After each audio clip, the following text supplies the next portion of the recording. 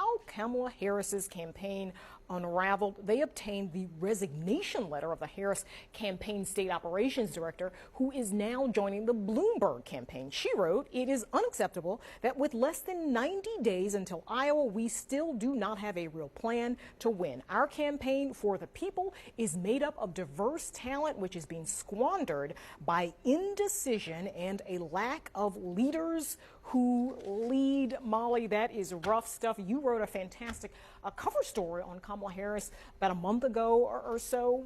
I'm sure, based on what your reporting has been, a lot of this isn't really a surprise to you. No, what's a surprise is that she has failed to turn it around despite literally months and months and months of hearing this kind of frustration. And you hear it, it's reporters, it's people inside the campaign, it's people outside the campaign, it's pretty much every voter that you meet on the campaign trail who goes to see her. And the common theme is people want to like her, and then she doesn't close the deal. She's not able to articulate a consistent and compelling message that makes those voters who show up for her, who are interested in what she's selling, that makes them decide, yes, this is the candidate I can commit to. And the Times story and a Post story today have really laid out this frustration, especially within her team, that she hasn't been able to make those decisions. And she's been all over the place in terms of the message. Here's a clip to show some of her kind of all over the place messaging.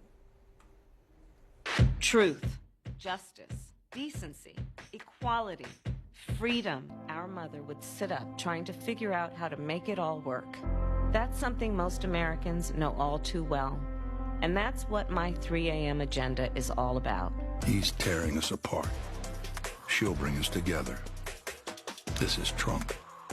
And in every possible way, this is the anti-Trump.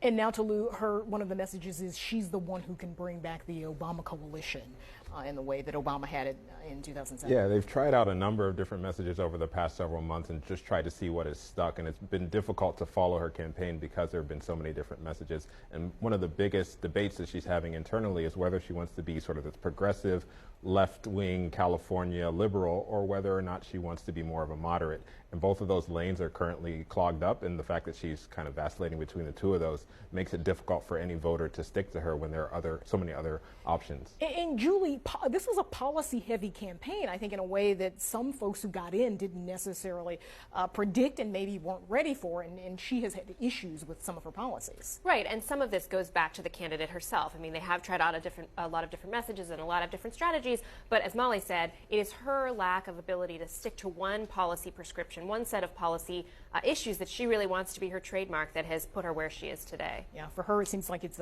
do or die Iowa, so we'll see. Just, a couple of weeks